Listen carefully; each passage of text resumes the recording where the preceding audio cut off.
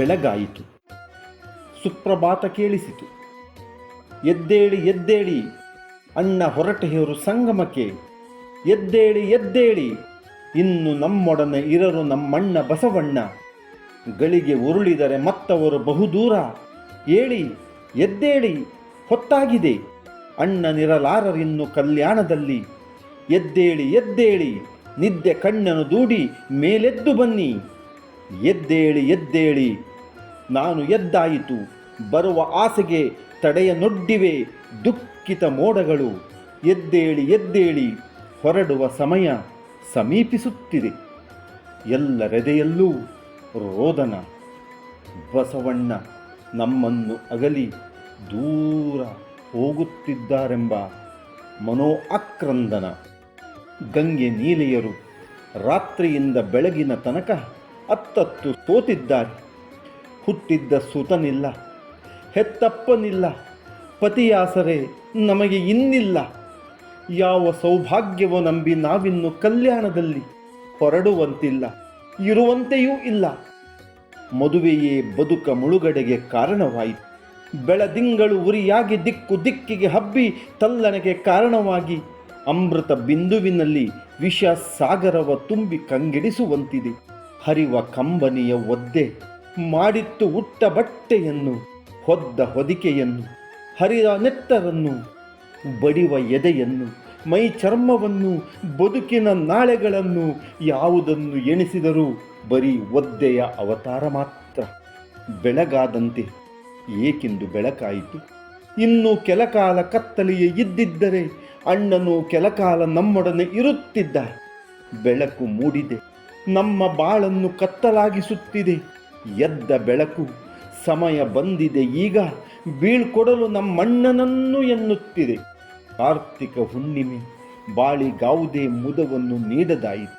ಬೆಳಗ ಸೂರ್ಯನ ಕಿರಣ, ಅರುಣ ಕಾಂತಿಯ ಸೊಬಗು, ತಿಂಗಳಿನ ಮಂದಹಾಸ ಬುಸುಗುಡುತ್ತಾ ಕಚ್ಚಿರುವ ಘಟವಿಷ ಸರ್ಪವಾಗಿ ಮೈ ಮನವನ್ನೆಲ್ಲ ಕಚ್ಚುತ್ತಿದೆ.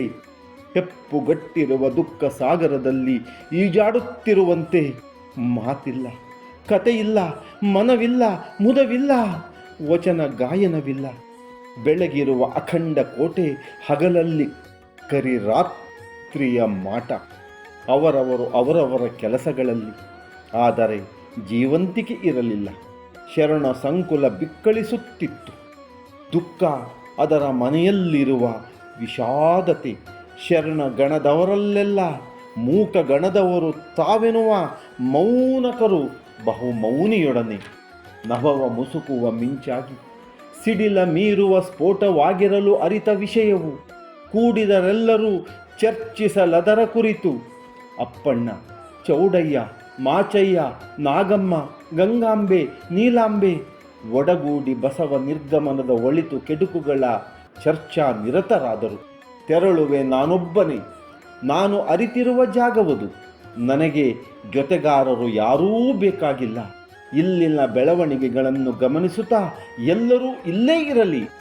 ನನ್ನ ಮನಕ್ಕದು ತುಂಬ ಹಿತವನ್ನು ತರುವಂಥದ್ದು. ನನ್ನ ಜೊತೆಗೆ ಬಂದರೆ ಅವರಿಗೆ ದೊರಕುವಂತಹ ಭಾಗ್ಯ ಬರಿಯ ಬಳಲುವಿಕೆ ಮಾತ್ರ. ಅಣ್ಣನ ಎದೆ ನುಡಿಗಳಿಗಾರೂ ಗಮನವನ್ನೇ ಕೊಡಲಿಲ್ಲ. ಹೋಗುವ ನಿರ್ಧಾರ ನಿಮ್ಮದು, ಹೋಗುವುದು ಎಂತೆಂಬುದನ್ನು ನಿರ್ಧರಿಸುವವರು ನಾವು. ಇದು ಬೇಡ ಎಂದಾದರೆ ಅದೂ ಬೇಡ, ನೀವು ಒಪ್ಪಲೇಬೇಕು. ಅಪ್ಪಣ್ಣನಿಗೆ ನಿಮ್ಮೊಡನೆ ಬರುವ ಆಸೆ ನಿರಾಕರಿಸದಿರಿ. ಹಿರಿಯ ಜೊತೆಗಾರರಾಗಿ ಸಕಲೇಶ ಮಾದರರು ತಮ್ಮೊಡನೆ ಇರುತ್ತಾರೆ. ಇದು ನಮ್ಮೆಲ್ಲರ ಒಮ್ಮತದ ನಿರ್ಧಾರ ಎಂದ ನಾಗಕ್ಕನ ಮಾತಿಗೆ ಎದುರಾಡಲು ಬಸವಣ್ಣ ಸೋತು ಹೋದರು. ಅನೇಕರಿಗೆ ಬಸವಣ್ಣನವರೊಡನೆ ತಾವು ತೆರಳಬೇಕು ಎನ್ನುವಾಸೆ ಇತ್ತು. ಎಲ್ಲಿ ನೀವೋ ಅಲ್ಲೇ ನಾವು ಎಂಬುದವರ ಉಸಿರಾಗಿತ್ತು. ಚನ್ನಬಸವಣ್ಣ, ಹೋಗುವವರ ಸಂಖ್ಯೆ ಸಂತೆಯಾಗಬಾರದು. ನಾವು ತಿಳಿಸಿದವರ ಹೊರತಾಗಿ ಬೇರೆಲ್ಲರೂ ಇಲ್ಲೇ ಇರಲಿ. ಕಾಯಕವನ್ನು ಮರೆತು ಹೊರಟರೆ ಅದು ಶೋಭೆ ಎನಿಸದು. ನೆರವ ನೀಡುವ ಬಯಕೆ ತೊಂದರೆಗೆ ಆಸ್ಪದವಾಗದಿರಲಿ ಎಂದರು. ಎಲ್ಲರೂ ಏನು ಉತ್ತರ ಕೊಡುವುದು ಎಂದು ಅರಿಯದ ಮೌನಿಗಳಾದರು, ಮುದುಡಿದರು. ವಿಷಯ ತಿಳಿದಂತೆ ಓಡೋಡಿ ಬಂದ ಶ್ವೇತ ಬಸವಣ್ಣನವರ ಪಾದಕ್ಕೆ ದಿಂಡುಗಡೆದನು. ನಿಮ್ಮೊಡನೆ ನಾನು, ಬೇಡ ಎಂದರೆ ನಾನೇ ಇನ್ನೂ ಇರಲಾರೆನು ಎಂದಂತೆ ಹಿರಿಯರ ಒಪ್ಪಿಗೆ ಸಿಕ್ಕಿತು. ಶ್ವೇತನ ಮೊಗ ಕಮಲವು ಅರಳಿತು. ಆದರೆ ಅಂಬಿಗ ಚೌಡಯ್ಯರವರ ಆಸೆಗೆ ಯಾರೂ ಬೆಂಬಲಿಸಲಿಲ್ಲ. ನನ್ನೆದೆಯ ಸಕಲಾದಿ ಬಯಕೆಗೆ ದಿವ್ಯ ಜ್ಯೋತಿಯ ಬೆಳಗಿನಲ್ಲಿ ಹೊಸ ಹುರುಪು ತಂದ ಕಲ್ಯಾಣ ನನ್ನ ಬಾಳಿಗೆ ಇನ್ನಿಲ್ಲ. ನನ್ನವರನ್ನೆಲ್ಲ ಅಗಲಿ ಹೋಗುವ ಅನಿವಾರ್ಯ ದುರ್ದಶೆ ನನ್ನನ್ನು ಕಾಡುತ್ತಿದೆ. ಸಂಗಮವು ನನ್ನನ್ನು ಕರೆಯುತ್ತಿದೆ. ಕಲ್ಯಾಣ ವಿದಾಯ ಕೋರುತ್ತಿದೆ. ಸಂಗಮೇಶ್ವರರ ನನ್ನನ್ನು ಕರೆಯುತ್ತಿಹನು. ಎದೆ ಹಕ್ಕಿ ಲಬ್ಡಬ್ ಲಬ್ಡಬ್ ಲಬ್ಡಬ್ ರೆಕ್ಕೆ ರೆಕ್ಕೆ ರೆಕ್ಕೆ ಬಡಿಯುತ್ತಾ ಹಾರಲೀಗಲೇ ಸಿದ್ಧವಾಗಿ ಕಾಯುತ್ತಿದೆ. ಕೊಂಚ ಸೈರಿಸಬೇಕೆಂದವನು ಉಗುಳು ನುಂಗಿ ತುಸು ಬಳಲಿರುವೆ. ಒಪ್ಪಿಹರು ಮನದನ್ನೆಯರು. ಅವರದೇ ದಾವಾನಲವನ್ನು ಅರಿತಿಹೆನು. ಅಷ್ಟು ಸುಲಭದಲ್ಲಿ ಇಲ್ಲ ಅಗಲುವಿಕೆ. ಹೆಗಲಾಗಿದ್ದವರನ್ನು ಅಗಲುವುದು ಎಂತೆಂಬ ಸಂಕಟ. ನನ್ನಕ್ಕ ನನಗಾಗಿ ಎಲ್ಲವನ್ನೂ ಬಿಟ್ಟು ಬಂದವಳು.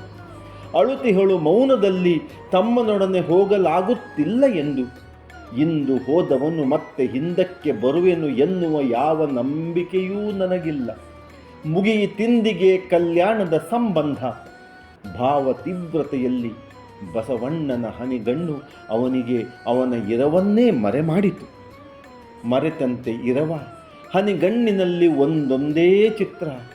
ನೆನಪಾಗಿ ಇಂಗಳೇಶ್ವರ ತನ್ನಜ್ಜ, ನೆನಪವಾಗಿ ಬಾಗೇವಾಡಿ ತನ್ನಪ್ಪ, ಹೆತ್ತವ್ವ, ಅಣ್ಣ. ನೆನಪಾಗಿ ಬಾಗೇವಾಡಿ ಕಲಿತ ಗುರುಕುಲ, ಗುರುವೃಂದದವರು, ಗುರು ಸಂಗಮೇಶ್ವರರು, ಸಂಗಮನಾಥ. ನೆನಪಾಗಿ ಯಾತ್ರಾದಿನಗಳು. ನೆನಪಾಗಿ ಮಾಮ ಬಲದೇವ, ಮಂಗಳವಾಡಿ. ಬಳಗದವರಾದ ಶರಣ ಶರಣೆಯರು, ಪ್ರಭುದೇವ, ಸಿದ್ದರಾಮಯ್ಯ, ಮಹಾದೇವಿ. ಜನಿಸಿ ತೊರೆದ ಸುತ ದೊರೆ ಬಿಜ್ಜಳ. ಮೇಲಿನಿಂದ ಕೆಳಗೆ ಉರುಳುತ್ತಿದ್ದ ಕಣ್ಣೀರ ಸಾಗರವು ಕಣ್ರಪ್ಪೆಯಲ್ಲಿ ವಸತಿ ಹೂಡಿದೆ ಎಂದೆನಿಸಿತ್ತು. ಹೊಳೆವ ಕಣ್ಣೀರ ಮತ್ತು ಯಾರ ಕಂಗಳಿಗೂ ಕಾಣಬಾರದೆಂದು ಅಡಗಿಸಿಡಲು ಮುಂದಾದಾಗ ಸೋಲು ಎದುರಾಯಿತು. ಕಣ್ಣೀರ ಮುತ್ತು ತನ್ನ ಆಸ್ತಿಯಾಗಿಯೇ ಉಳಿಯುತ್ತೇನೋ ಎನ್ನುವಂತಹ ದುಗುಡವೂ ತುಂಬಿಕೊಂಡಿತು. ಶೂನ್ಯವನ್ನು ದಿಟ್ಟಿಸುತ್ತಾ ಬಟ್ಟೆ ಮಾತ್ರ ಧರಿಸಿದ ಮೌನಗೊಮ್ಮಟ. ಕೆಲವೇ ಕ್ಷಣ ಗೊಮ್ಮಟನ ಮೌನ ನಡಿಗೆ ಗೋಚರಿಸಿತು.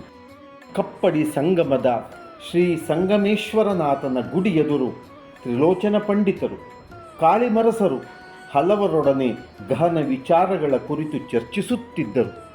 ಧಾವಿಸಿ ಬಂದ ಶಿಷ್ಯರು, ಗುರುಗಳೇ ಗುರುಗಳೇ, ಬಂದಿಹರು ನಾಲ್ಕಾರು ಹೊಸಬರು. ಕಂಡಂತೆ ಊರ ಹಿರಿಯರೋರ್ವರು, ಮಂತ್ರಿ ಬಸವಣ್ಣ ಬಂದಿಹರು ಎಂದಂತೆ ಓಡಿ ಬಂದೆವಿಲ್ಲಿಗೆ. ನಿಮ್ಮಲ್ಲಿ ಅದನ್ನು ಅರುಹಲು ಮನದಾಸೆ. ಸಂಗಮದ ಸುರಬಿಂದು ಬಸವಣ್ಣನವರಾಗಮನದ ಸಿಹಿ ಸುದ್ದಿಯ ತಮಗೆ ಮೊದಲು ಅರುಹುವ ಭಾಗ್ಯ ನಮಗಿರಲಿ ಎಂಬಾಸೆಯಲ್ಲಿ ಧಾವಿಸಿ ಬಂದೆವು. ಕಾಳಿಮರಸರಿಗೆ ಮತ್ತೆ ತಾವೆಲ್ಲರೂ ಒಂದಾದ ಸಂತಸ, ಸಂಭ್ರಮ. ಬಸವಣ್ಣ ಕಲ್ಯಾಣದಿಂದ ಹೊರಟ ಸುದ್ದಿ ಅನಧಿಕೃತವಾಗಿ ಕಿವಿ ತಲುಪಿತ್ತು. ಸಂಗಮಕ್ಕೆ ಬರಲೆಂಬ ಆಸೆಯಿತ್ತು, ಭರವಸೆ ಇರಲಿಲ್ಲ. ಈಗ ಬಸವಣ್ಣ ಇಲ್ಲೇ ನೆರೆಸಲು ಬಂದಿರುವುದು ತಿಳಿದಂತೆ ಸಂಭ್ರಮಿಸಿದರು. ವಾಸ್ತವ್ಯಕ್ಕೆ ಬೇಕಾಗಿರುವಂತಹ ಎಲ್ಲ ಏರ್ಪಾಡು ಮಾಡಲು ಸೂಚನೆ ನೀಡಿದರು. ಮನೆಗೆ ಹೋಗುವ ಮೊದಲು ಮನ ಒಂದಾಗಲೆಂದು ಮಾತನಾಡತೊಡಗಿದರು. ಬಸವಣ್ಣ ತಾನು ಕಲ್ಯಾಣವನ್ನು ತೊರೆದು ಸಂಗಮಕ್ಕೆ ಬಂದುದರ ಸೂಕ್ಷ್ಮ ಮಾಹಿತಿ ನೀಡಿದರು. ಎಲ್ಲರೂ ಮ್ಲಾನಿಗಳಾದರು. ನಿಧಾನವಾಗಿ ತಮ್ಮ ನಿವಾಸದೆಡೆಗೆ ತೆರಳಿದರು. ಬೆಳಗಾಯಿತು.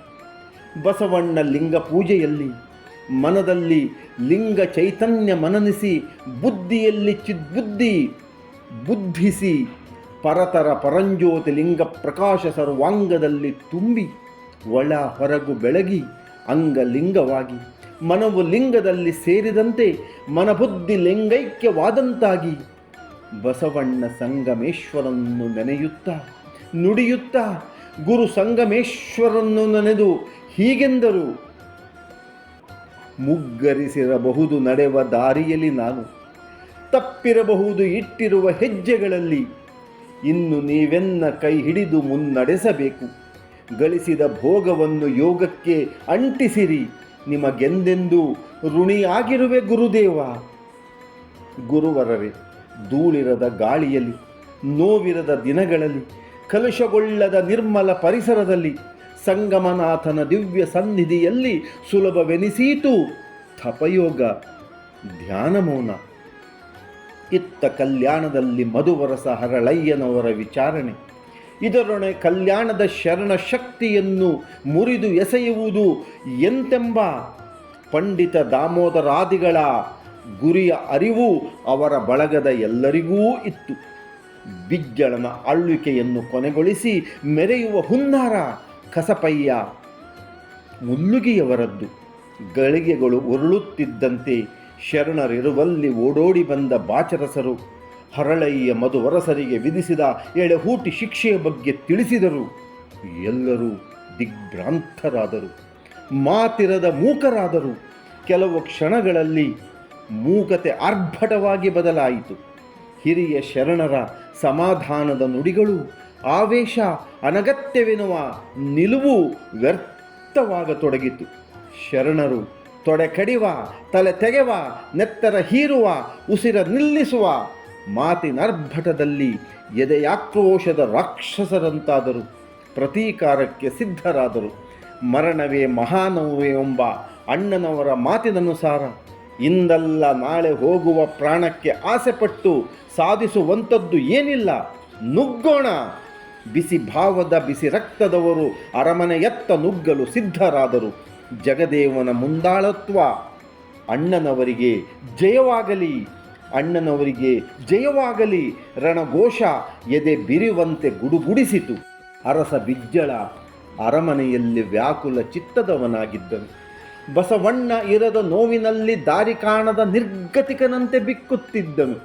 ಇತ್ತ ಕಸಪಯ್ಯ ಅರಮನೆಯ ಮುಂಭಾಗದಲ್ಲಿ ಉರಿಯುತಿಹ ಪಂಜುಗಳೊಡನೆ ಮುಮ್ಮಂದ ದೀವಟಿಕೆಯವರೊಡನೆ ಪಿಸುಗುಟ್ಟಿದರು. ದೊರೆ ಬಿಜ್ಜಳರು ಹೊರಬರುವುದನ್ನೇ ಕಸಪಯ್ಯನವರು ಕಾಯುತ್ತಿದ್ದರು. ದೀವಟಿಕೆಯವರಲ್ಲಿ ಅಳುಕದಿರಿ, ಅಂಜದಿರಿ ಎಂದವರು ಸೋವಿ ದೇವನನ್ನು ಕಂಡಂತೆ ಮನದಲ್ಲಿ ಬ್ರಹ್ಮ ಬಂದರೂ ಉಳಿಸಲಾರನೆಂದು ನಿನ್ನ ತೀರ್ಥರೂಪನನು ಗುನುಗಿದರು. ಸುತ ಸೋವಿದೇವ ಬಂದಿದ್ದಾನೆಂದು ತಿಳಿದಂತೆ ದೊರೆ ಬಿಜ್ಜಳ ಹೊರಬರಲು ಮೇಲೆದ್ದರು. ಸುತ್ತಲೂ ಅಂಗರಕ್ಷಕ ಪಡೆಯ ಕಾವಲು.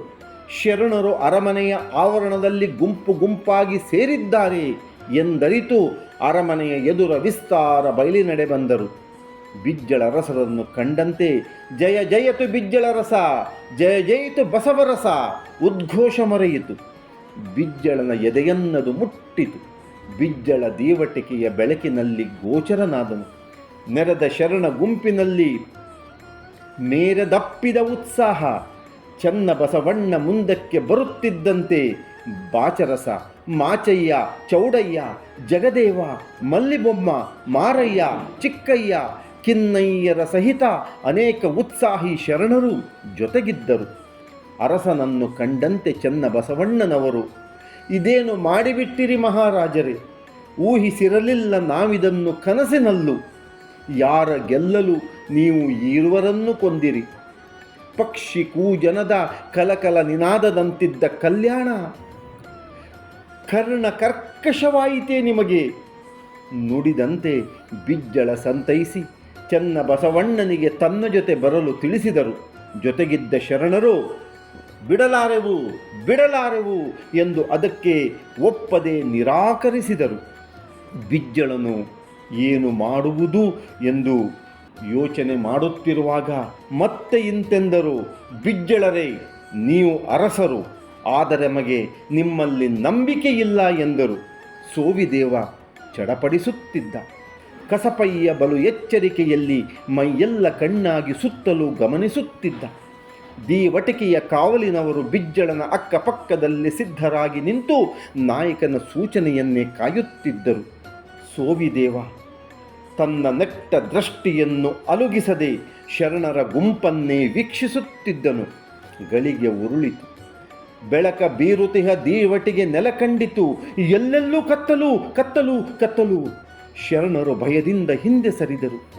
ಕವಿದ ಕತ್ತಲೆಯ ಲಾಭವನ್ನು ಪಡೆವಾಸೆ ತುಂಬಿ ಕಣ್ಣೆದರು ಲಕ್ಷ ವರಹಗಳ ಚೀಲ ಕುಣಿಯುತ್ತದೆ ಎಂದೆನಿಸಿ ಕವಿದ ಕಡು ಕತ್ತಲೆಗೆ ಬೆಚ್ಚಿ ಸುತ್ತಲಿರುವವರು ಎಚ್ಚರಗೊಳ್ಳುವ ಮೊದಲು ದೀವಟಿಗರ ಕರಗಳಲ್ಲಿ ಸೊಂಟದಲ್ಲಡಗಿದ ಕತ್ತಿ ಕುಣಿಯುತ್ತಿರಲು ಕುಣಿದ ಮರುಗಳಿಗೆಯಲ್ಲೇ ಬಿಜ್ಜಳರಸನ ಎದೆಯನ್ನು ಹೊಕ್ಕು ಹೊರಬಂದು ಮತ್ತೊಮ್ಮೆ ಒಳನುಗ್ಗಿತು. ಈ ಎಲ್ಲೆಡೆ ಬಸವಣ್ಣ ಬಸವಣ್ಣ ಬಸವಣ್ಣ ಕೂಗು. ಬಿಜ್ಜಳರಸರ ದೇಹದರೆಗುಳುವ ಮೊದಲು ಮತ್ತೆ ಇರಿದರು ಬಲವಾಗಿ ಲಕ್ಷ ವರಹಗಳ ಚೀಲದ ನಿರೀಕ್ಷೆಯಲ್ಲಿ.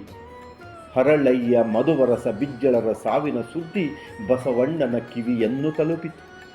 ತಾನು ಅವರೊಡನೆ ಕಳೆದ ರಸ ನಿಮಿಷಗಳನ್ನು ನೆನೆದು ಕಂಗೆಟ್ಟರು. ಸತ್ತು ಏಕಾಂಗಿಗಳಾಗಿಹವರಲ್ಲಿ ಬದುಕಿಯೂ ಏಕಾಂಗಿ ನಾನಿಲ್ಲಿ. ಸತ್ತು ಬದುಕಿದರವರು, ಬದುಕಿಯೂ ಸತ್ತಂತಿರುವೆ ನಾನು. ಹತಾಶೆಯಲ್ಲಿ ಆರ್ದ್ರರಾದರು.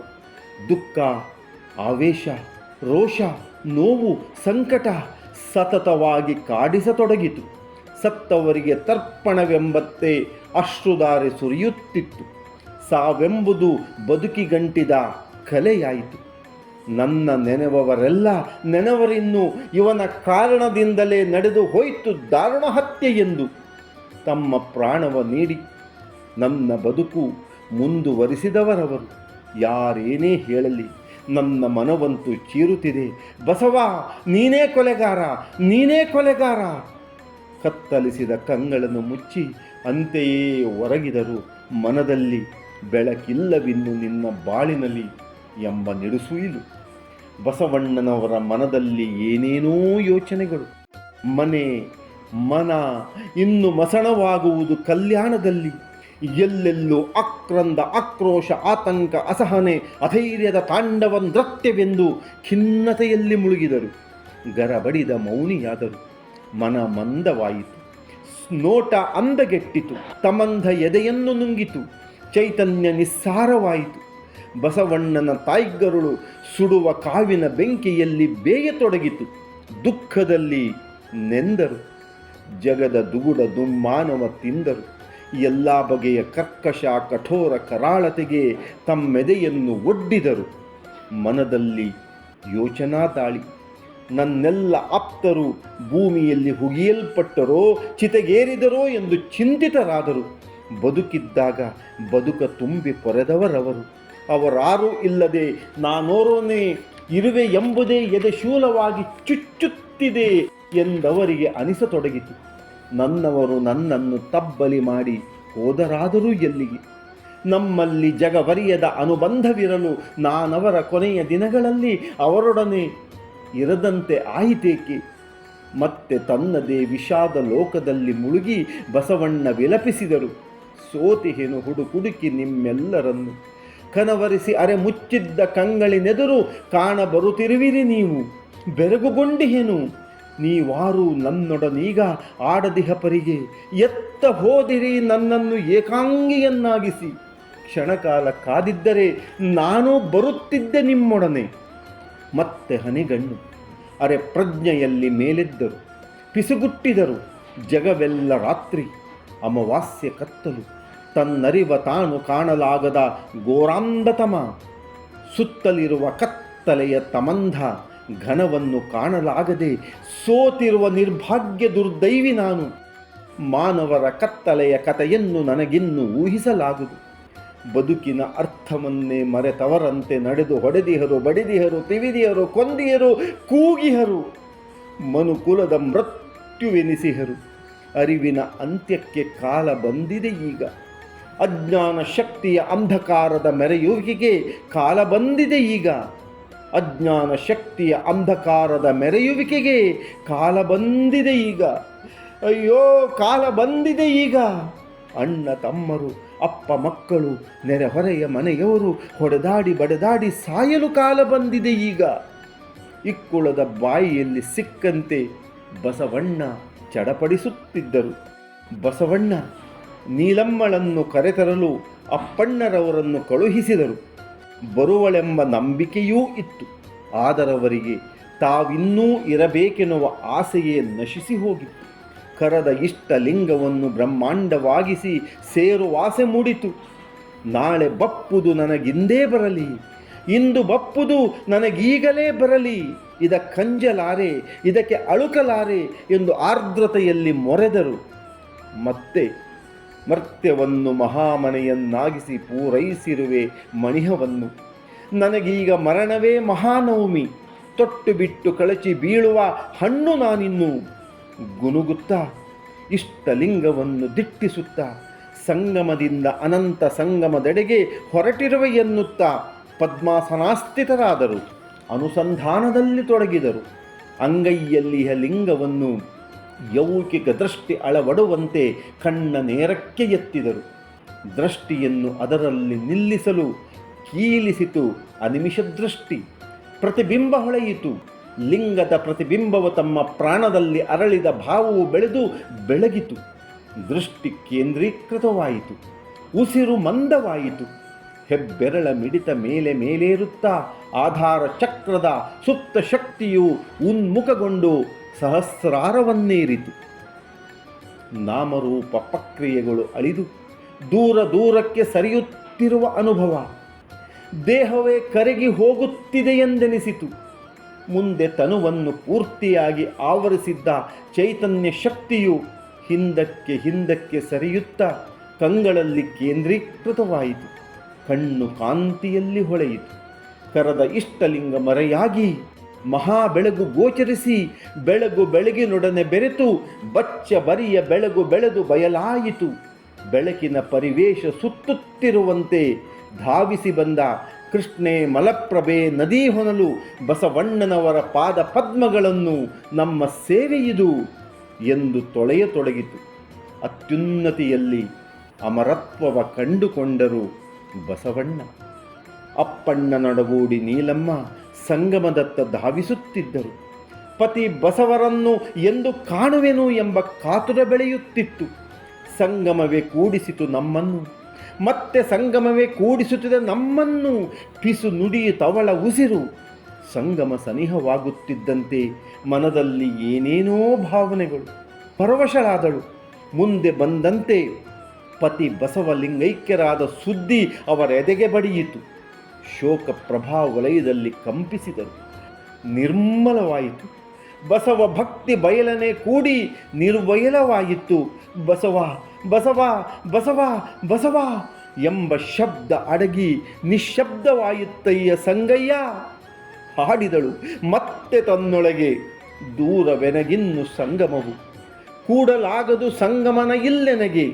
ಕೂಡುವುದಿದ್ದರದು ಬಯಲಾದ ನನ್ನ ಬಸವಯ್ಯನೊಂದಿಗೆ. ಕಕ್ಕುಲತೆಯ ತೋರಿ ಕರೆದಿರಲು ಅಪ್ಪಣ್ಣ ಬಂದೆನಿಲ್ಲಿಗೆ ಪತಿಯಾಸೆಯನ್ನರಿತು. ತುಂಬಿ ಹರಿಯುತಿಹಳು ಕೃಷ್ಣೆ, ತಂಗುವೆನಿನ್ನು ತಂಗಡಿಗೆಯಲ್ಲೇ. ಬಸವಯ್ಯನಿಲ್ಲದ ಬದುಕು ಭಾರವೆನಗೆ, ಸೇರುವೆನವರನ್ನು ನನ್ನದೇ ರೀತಿಯಲ್ಲಿ. ನೀಲಮ್ಮ ಬಸವಣ್ಣನನ್ನು ಧ್ಯಾನಿಸತೊಡಗಿದರು. ತಮ್ಮಂತರಂಗವನ್ನು ಬೆಳಗಿರುವ ಚಿಜ್ಯೋತಿ ಚಿಗುರಿ ಲಿಂಗದ ಮಹಾಬೆಳಗು ಕುಡಿಚಾಚಿ ಹಬ್ಬಿ ಆವರಿಸಿ ಬೆಳಗಿರಲು ಸಕಲ ಚರಾಚರ ವಸ್ತುಗಳು ಒಳ ಹೊರಗೆ ತುಂಬಿ ಪಲ್ಲವಿಸಿದ ಬೆಳಗು ತಾನಾಗಿ, ತಾನು ಬೆಳಗಿನೊಳಗಾಗಿ ಸರ್ವಾಂಗ ಬೆಳಕಿನಲೆಯಲ್ಲಿ ತೇಲುತ್ತಿದ್ದಂತೆ ಬೆಳಗು ಬೆಳಗಿ ಬೆಳಕ ಬೆಳಕಾಗಿಸಿ ಬೆಳೆದಂತೆ ಬಯಲಾದಳವಳು ಮತ್ತೆ ಬಾರದಂತೆ ಇಳೆಗೆ. ನೀಲಮ್ಮನ ನೆರಳಾಗಿ ಬರುತ್ತಿದ್ದ ಅಪ್ಪಣ್ಣನು ಬಸವ ಬೆಳಕಿನಲ್ಲಿ ಸೇರಿ ಬಯಲಾದರು. ಕೂತಿದ್ದ ಬಸವಣ್ಣ ಗಂಟೆಗಳು ಉರುಳಿದರೂ ಎದ್ದಿರಲಿಲ್ಲ. ಏಳುವ ಸೂಚನೆಯೂ ಕಾಣುತ್ತಿರಲಿಲ್ಲ. ವಿಶೇಷ ಬೆಳಕೊಂದು ಸುತ್ತಲೂ ಸುತ್ತುತ್ತಿರುವಂತಿದೆ. ಮಾತನಾಲಿಸಿ ತ್ರಿಲೋಚನ ಪಂಡಿತರು ಗಡಿಬಿಡಿಯಲ್ಲಿ ಮೇಲೆದ್ದರು. ಜೊತೆಯಲ್ಲಿದ್ದ ಕಾಳಿಮರಸರು ಆದಿಯಾಗಿ ಈ ಎಲ್ಲರೂ ಧಾವಿಸಿ ಬಂದವರು ಲಿಂಗಾಂಗ ಸಾಮರಸ್ಯದ ಸಂಗಮದಲ್ಲಿ ಐಕ್ಯನಾಗಿದ್ದ ಬಸವಣ್ಣನವರನ್ನು ಕಂಡರು. ವಿಷಯದ ಅರಿವಾದಂತೆ ಮೌನ ಕಣ್ಣೀರು ಮಿಡಿಯಿತು. ಬಸವಣ್ಣನೊಡನಿನ ಎಳವೆಯಿಂದ ಇಂದಿನವರೆಗಿನ ಒಡನಾಟದ ನೆನಪೆಲ್ಲವೂ ಮನದಲ್ಲಿ ಹೊಳೆಯಿತು. ಮತೆಯಲ್ಲಿ ಅರಳಿತು. ಬೆಳಗಿಸಿದ ಬೆಳಗ್ಗೆ ಕತ್ತಲೆಯನ್ನು ತುಂಬಿತೆ ಎಂಬ ನೋವನ್ನು ಉಂಡರು. ಶರಣಾರ್ಥಿ ಬಸವಣ್ಣ, ಬೆಳಕಾಗಿ ಬದುಕಿದಿರಿ, ಬೆಳಗನ್ನೆ ತುಂಬಿದಿರಿ. ಬೆಳಗ ಬಯಲಾಗಿ ಬೆಳೆದು ಲೋಕವನ್ನು ಬೆಳಗಿದಿರಿ ಎಂದು ಆವೇಶದಲ್ಲಿ ಒತ್ತರಿಸಿ ಬರುತ್ತಿದ್ದ ದುಃಖವನ್ನು ಹಾಗೆಯೇ ಹಿಡಿದಿಟ್ಟರು. ಸುದ್ದಿ ಹರಡಿತು, ಸಂತೆಯಾಯಿತು. ಗುಂಪು ಕ್ಷಣ ಕ್ಷಣಕ್ಕೆ ಹೆಚ್ಚುತ್ತಿತ್ತು. ಬೀಸುವ ಗಾಳಿ, ಸುಯ್ಯುವ ಬೆಳಕು ನುಡಿಯತೊಡಗಿತು. ಎತ್ತೆತ್ತ ನೋಡಿದ ದತ್ತತ್ತ ನೀನೇ ಅಣ್ಣ, ಸಕಲ ವಿಸ್ತಾರದ ರೂಹು ನೀನೇ ಅಣ್ಣ, ವಿಶ್ವತೋ ಚಕ್ಷು ನೀನೇ ಅಣ್ಣ, ವಿಶ್ವತೋ ಮುಖ ನೀನೇ ಅಣ್ಣ, ವಿಶ್ವತೋ ಬಾಹು ನೀನೇ ಅಣ್ಣ, ವಿಶ್ವತೋ ಪಾದ ನೀನೇ ಅಣ್ಣ. ಓ ನನ್ನ ಬಣ್ಣ, ಓ ನನ್ನ ಅಣ್ಣ ಬಸವಣ್ಣ, ಓ ನನ್ನ ಅಣ್ಣ ಬಸವಣ್ಣ. ಶ್ವೇತ ಓಡೋಡಿ ಬಂದ, ಕುಸಿದ. ಮಾತಿಗೆ ಮೀರಿದ ಭಾವನೆಗಳ ಒತ್ತಡದಲ್ಲಿ ಬಿಕ್ಕಳಿಸತೊಡಗಿದ. ಬದುಕಿನ ಉತ್ಸಾಹ ಕಳೆದುಕೊಂಡ ನೋವಿನಲ್ಲಿ ನಿಮ್ಮೊಡನೆ ಇರುವಾಸೆ ಕೊಟ್ಟಿತ್ತು ಹೊಸ ಬಾಳನ್ನು ನನಗೆ. ಮರೆತು ನನ್ನನ್ನು ಎತ್ತ ಹೋದಿರಿ ತಂದೆ. ನೀವಿಲ್ಲದ ಜಗದಲ್ಲಿ ನಾನು ಎಂತಿರಲಿ ಹೇಳಿ. ಇರಲಾರೆ ನಾನಿಲ್ಲಿ, ಬರಲಾಗದು ನನಗಲ್ಲಿ. ನೆರಳಾಗಿ ನಾನಿರಲು ನಿಮ್ಮ ದೇಹವೇ ಈಗಿಲ್ಲ. ಯಾರ ನೆರಳಾಗಿ ನಾನಿರಲಿ ಇನ್ನು? ಠಾವಿಲ್ಲ ನನಗೀ ಜಗದಲ್ಲಿ. ನೀವೆನ್ನ ಅಗಲಿ ಹೋದಂತೆ ಇರುವ ಕಾಯವು ನನ್ನದಲ್ಲ, ಆಡುವ ಉಸಿರೂ ನನ್ನದಲ್ಲ. ಬರದಿನ್ನು ಗಾಳಿ, ಶಿವನಿಲ್ಲ ತನುವಿನಲಿ, ಶವವಾಗಿಸಿ ಹೋಗಿಹನು. ಬದುಕಿಗಿನ್ನರ್ಥ ಇರದೆಂದು ಆತ್ಮನ ನಿಜವನರಿದು ಪರಮಾತ್ಮ ಲಿಂಗ ತಾನೆಂದರಿದ ಶರಣ ಬಸವಣ್ಣ ನಿನಗಿದೋ ನಮನ. ಓ ನನ್ನ ಅಣ್ಣ ಬಸವಣ್ಣ ನಿನಗಿದೋ ನಮನ. ಈ ತನು ನಿಮ್ಮದು, ಈ ಮನ ನಿಮ್ಮದು, ಈ ರೂಪ ನಿಮ್ಮದು, ಈ ಪ್ರಾಣ ನಿಮ್ಮದು. ನನ್ನದೆಂಬುದು ಇರುವ ಎಲ್ಲವೂ ನಿಮ್ಮದೇ ನೋಡಿ ಬಸವಣ್ಣ ತಂದೆ. ಮೇಲೇರುತ್ತಿದ್ದ ಬಾಲ ಸೂರ್ಯನಿಗೆ ಕರಿಮುಗಿಲು ಕವಿದು ದಟ್ಟೈಸಿ ಬೆಳಕ ಮರೆಯಾಗಿಸಿತು. ಮಳೆಯು ಸುರಿಸಲು ಪ್ರಾರಂಭವಾದಂತೆ ಧಾರಾಕಾರ ವರ್ಷಾಭಿಷೇಕ. ಅಂಗಾಂಗ ಸಾಮರಸ್ಯದಲ್ಲಿ ಐಕ್ಯನಾದ ಬಸವಣ್ಣನ ದಿವ್ಯ ಲೀಲಾ ವಿಗ್ರಹಕ್ಕೆ ನೆರೆದ ಜನರೆಲ್ಲರೂ ನಮಿಸುತ್ತಾ ದರ್ಶನ ಸುಖವನ್ನು ಅನುಭವಿಸಿದರು. ಕದಲದೆ ಒಂದಿನಿತು ಸಾಕ್ಷಿಗಳಾಗಿ ಕ್ಷಣ ಕ್ಷಣಕ್ಕೆ. ಆದರೂ ಎಲ್ಲರ ಮನಸ್ಸಿನ ರೋಧನ ಒಂದೇ, ಇನ್ನಿಲ್ಲ ನಮ್ಮ ಬಸವಣ್ಣ. ನಾವು ಕಂಡವರು, ಕೇಳಿದವರು, ಆಡಿದವರು, ಈ ಬಸವ ನಮ್ಮವನು ಎಂಬ ಪ್ರೀತಿಯನ್ನು ತಾಳಿದವರು. ಆದರೆ ಈ ಬಸವಣ್ಣ ಇನ್ನು ನಮ್ಮ ಪಾಲಿಗಿಲ್ಲ. ಬಸವಣ್ಣನನ್ನು ಕಂಡಂತೆ ಜಗದೆಲ್ಲ ಅಪ್ರತಿಮ ರೂಪಶಕ್ತಿಯೊಂದು ನಮ್ಮೆದುರು ರಾರಾಜಿಸುತ್ತಿದೆ ಎಂಬ ಸಂಭ್ರಮ ಮನದಲ್ಲಿ ಆವರಿಸಿಕೊಂಡಾಗ ನಮ್ಮ ಬದುಕಿನ ಪೋಷಕನಾಗಿ ಮೆರೆಯುತ್ತಿದ್ದ ಬಸವಣ್ಣ ನಮ್ಮ ಜೊತೆಗೆ ಇನ್ನಿಲ್ಲ ಎಂಬುದನ್ನು ಹೇಳಲೂ ಸಾಧ್ಯವಿಲ್ಲ, ನಂಬಲೂ ದುಸ್ಸಾಧ್ಯವಾಗಿದೆ. ಬಸವಣ್ಣನಿಲ್ಲದ ಮೇಲೆ ನಮ್ಮ ಬದುಕಿಗೆ ಯಾವ ಅರ್ಥ ಬಂದಿದೆ? ಎಲ್ಲರ ಮನದಲ್ಲಿ ಧಾರಾಕಾರವಾದ ನೋವ ಅಬ್ಬರ. ಓಂ ಶ್ರೀ ಗುರು ಬಸವಲಿಂಗಾಯ ನಮಃ ಎನ್ನುವಲ್ಲಿ ತುಂಬಿರಲು ಬದುಕ ಸಂಪದವೆಲ್ಲವೂ ಉಸಿರಾಗಿ ಹಸಿರಾಗಿ ಹೊನಲಾಗಿ ಹರವಾಗಿ ಬಸವ ನಾಮಸ್ಮರಣೆ ಅರಳಿತ್ತು ಪುಷ್ಪ, ಹಾಡಿತ್ತು ಹಾಡು, ಕುಣಿದಿತ್ತು ನಾಟ್ಯ, ಹಬ್ಬಿತ್ತು ಹಾಸ, ಬೆಳಗಿತ್ತು ಬೆಳಕು, ಬೀಸಿತ್ತು ಗಾಳಿ. ಜಗದಿರವು ತಾನಾಗಿ ತನ್ನಿರವು ಬೆಳಗಾಗಿ ಬೆಳಗು ಬೆಳಗಿನ ಮಹಾ ಬೆಳಕು ಬಸವನೆಂದಾಗಿ. ಬನ್ನಿ ನಾವೆಲ್ಲರೂ ಹೇಳೋಣ, ಓಂ ಶ್ರೀ ಗುರು ಬಸವಲಿಂಗಾಯ ನಮಃ. ಓಂ ಶ್ರೀ ಗುರು ಬಸವಲಿಂಗಾಯ ನಮಃ. ಓಂ ಶ್ರೀ ಗುರು ಬಸವಲಿಂಗಾಯ ನಮಃ.